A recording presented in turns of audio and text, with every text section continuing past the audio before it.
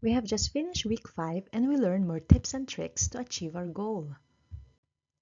On day 27, we discussed the different ways of doing intermittent fasting. The first example is the alternate day fast, where you don't eat food for 24 hours on 2 alternate days, like Wednesday and Friday, then eating regular meals for the rest of the week. A study has shown that this lowered total cholesterol, LDL, triglycerides, and blood pressure, but only when the participants lost at least 6% of their body weight. The second example of intermittent fasting is the time-restricted feeding or fasting. Here, the participants fasted for at least 12 hours or more, but less than 24 hours. This resulted in decreased body weight with loss of fat mass. Those who fasted for 20 hours for 4 days and did resistance training for 1 month achieved superior improvement in upper and lower body endurance. Finally, the third example is the 4:3 intermittent fasting, where the participants ate regular meals for 4 days and a low-calorie diet for 3 consecutive days. This resulted in lowered plasma glucose, insulin, leptin, and an increase in ketone and adiponectin. The challenge is to fast for 1 week using any of the above strategies.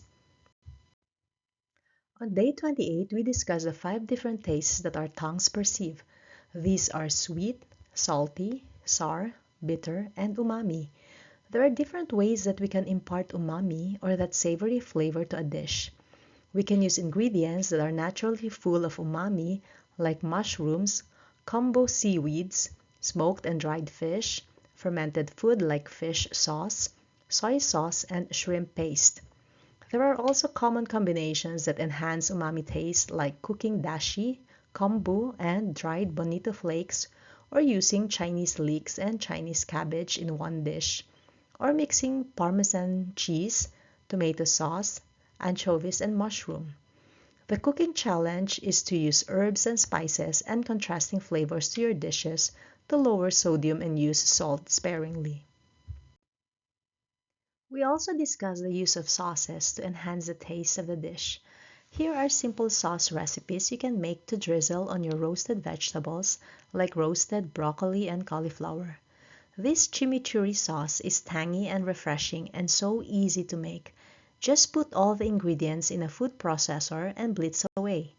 This tahini sauce can be used as a dip to julienne carrots and cucumber. On day 29, we discussed the benefits of drinking red wine, but only if one adheres to the right serving size, which is about 100 to 150 ml for women and 200 to 300 ml for men. Red wine may regulate hormones, exert antioxidant, anti-inflammatory, and antimicrobial effects, and may help with programmed cell death and regulate cellular proliferation, and may have a favorable effect in preventing heart disease and lowering risks for cancers and other chronic diseases.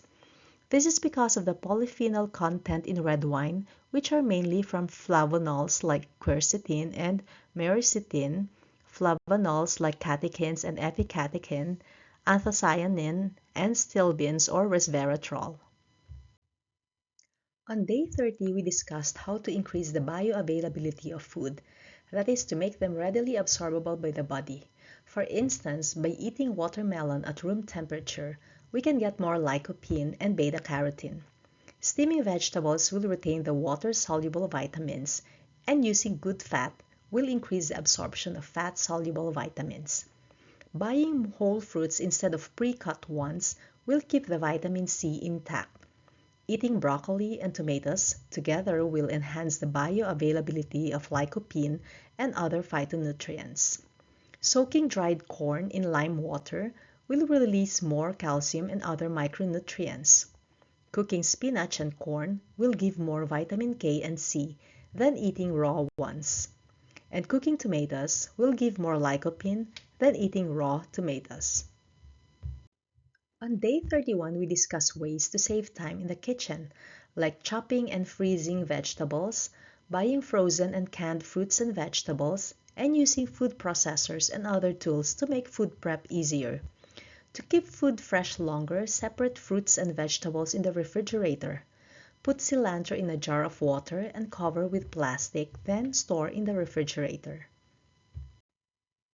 On day 32, we discuss the microbiome and how to promote gut health by eating more plant-based diet and fermented foods, avoiding ultra-processed foods, additives and chemicals, monitoring food intake and observing trigger symptoms, and managing stress through relaxation techniques like meditation, sleep, exercise, hobbies, and positivity.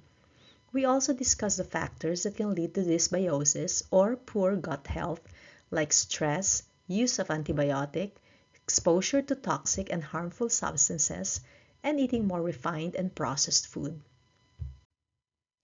On day 33, we learned about food processing and how foods are classified according to the degree by which these are processed. Groups 1 to 3 may not necessarily be bad, but avoiding ultra-processed foods in Group 4 can be beneficial in promoting health. The challenge is to fast and abstain from ultra-processed foods for at least one day, and even better, for a week or more.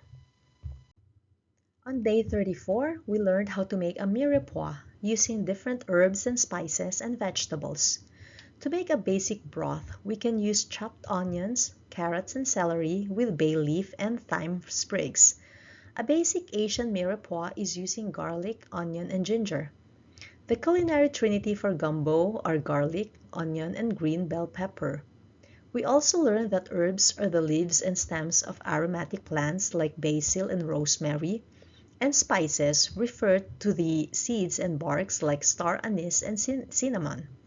Spices and hardy herbs like rosemary and thyme should be added in the beginning of cooking, while tender herbs like parsley, cilantro, and basil should be added in the end as garnish to get much of the flavor.